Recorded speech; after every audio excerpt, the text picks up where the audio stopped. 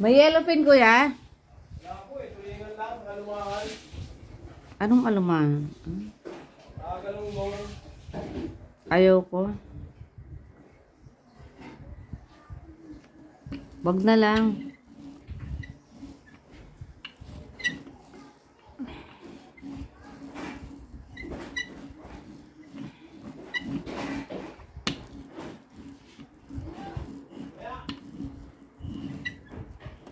Hindi man nagsikain yan.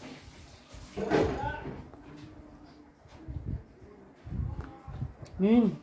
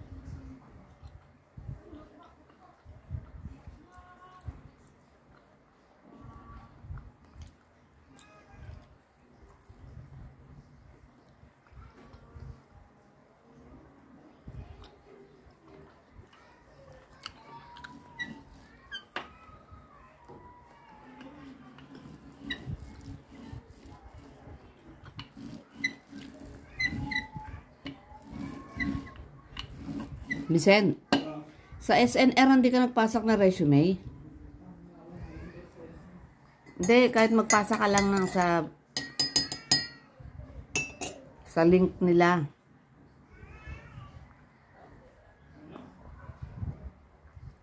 Sa SNR, magpasa ka lang sa link. Hindi, ipasa mo lang sa ano nila, sa link. Mayroon silang link na binigay ko sa'yo, di ba? Ayaw ko rin sa airport ka, malayo.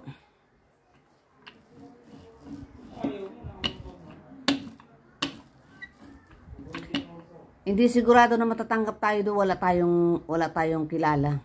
Eto na, presats ko si Sally para kahit saan hotel ka sa Tagaytay. Maano ka, matanggap ka. Chat ko muna. Hindi pupunta tayo ng pagka ano lang na libing si PD. Pagtapos lang daw. Pupunta tayo munisipyo.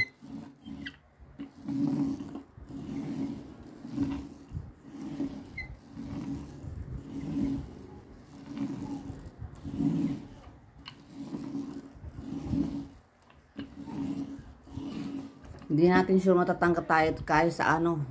But sana kung matatanggap ka, sigurado dun.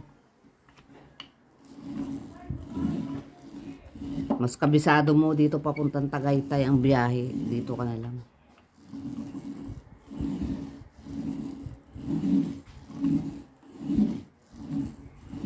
Yung kilala anak ni daddy mo sa Tagaytay, yung Taal Vista? Hindi, may utang siya doon kasi binugbog niya yun sa ospital. Binugbog ni daddy mo yun. Na ospital yun, yun ang utang niya kaya hindi ka marekomenda doon. Si Sir Nilo, bugbog sarado yun dati sa ospital, natandaan ko. Binugbog niya kasi. Si Sir Nilo. Dahil doon kay Jen Caballo na ano, na guest nila. Kasi siniraan daw siya. Eh lasing siya. Na ospital yun, natural ang laki ng utang niya doon. Pinademanda pa nga siya dyan, inurong na eh. Yan kabarumbado ng ama mo. Sobrang, kaya hindi kanya rekomenda doon.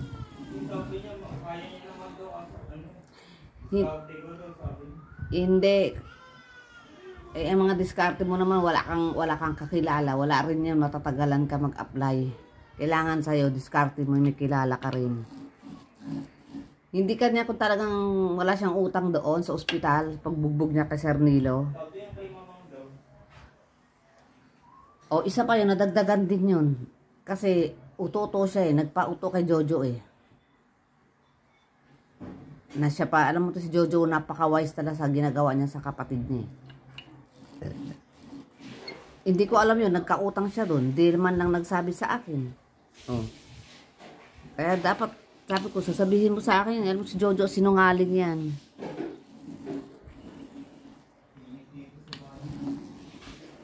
Parang sauna dyan eh.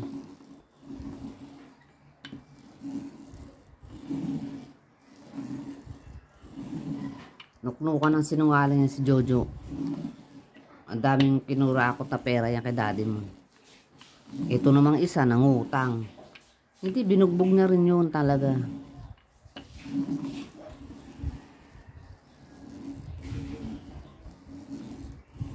Gusto mo, pa-remind ko pa dyan kay daddy mo. Alam niya yan.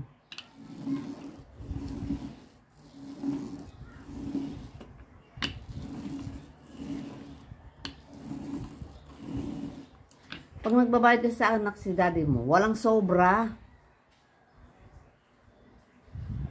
Pag nagbigay ng pera sa akin, yan, mag-o-order ng kung ano-ano.